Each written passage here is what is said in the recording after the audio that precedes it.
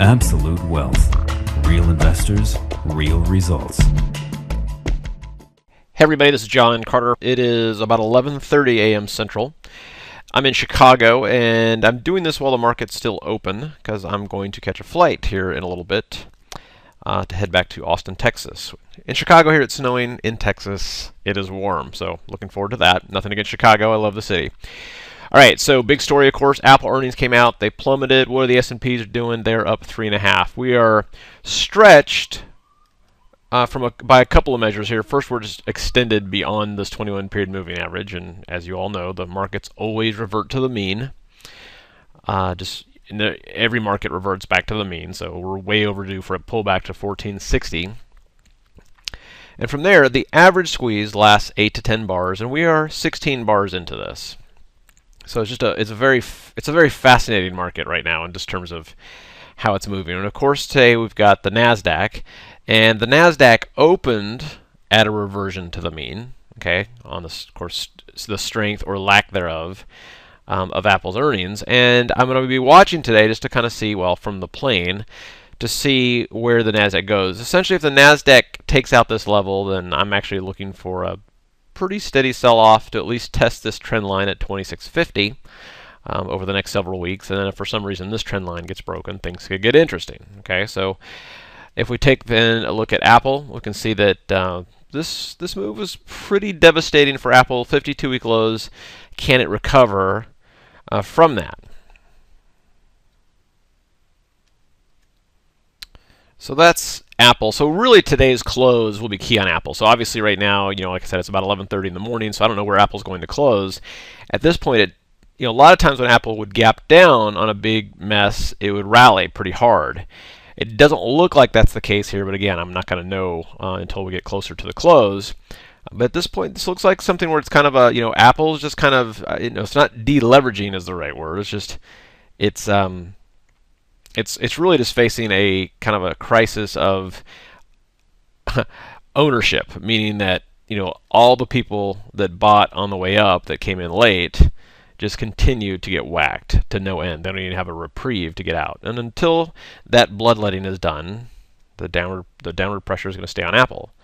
Now, on the other hand, the opposite is true on Netflix. So Netflix today gapped up in just kind of a monster short covering squeeze. Yes, their earnings were decent, but everybody that was looking for an implosion,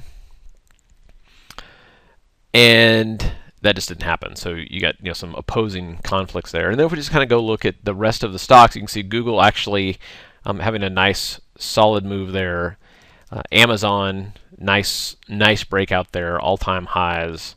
What was another one that I was looking at? F5 had earnings. That looks so. There's a lot of stocks that are kind of coming home to roost today in terms of having good moves. SanDisk, but of course, Apple is is the most important one, and that's what everybody's going to be watching.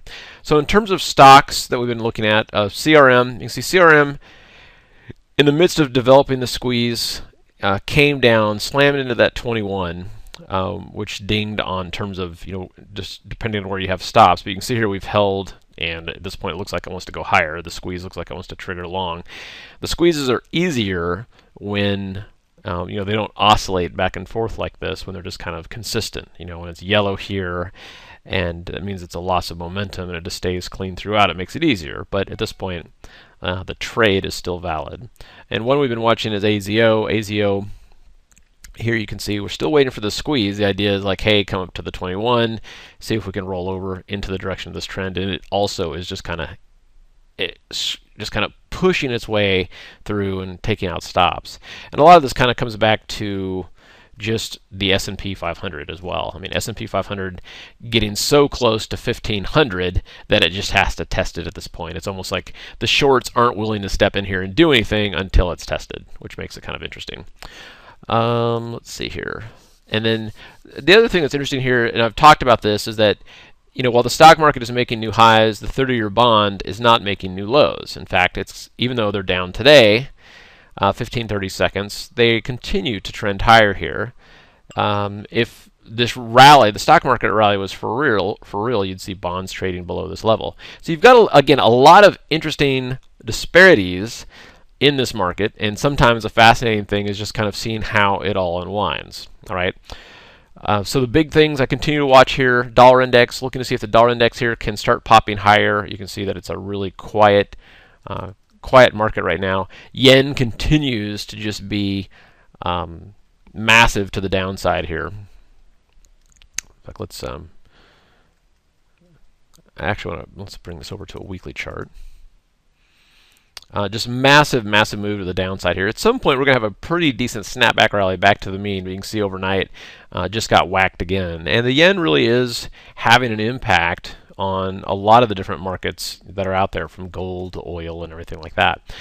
So now the question is like, okay, that's great and all, what happens next? And for today, the big keys that I'm going to be watching it's the Apple close, of course, but really it's the Nasdaq. So Nasdaq on the weekly chart, I've talked about this head and shoulders top that's in place on the weekly chart, and really at this point, as long as this support holds, then the Nasdaq is fine and it trends higher.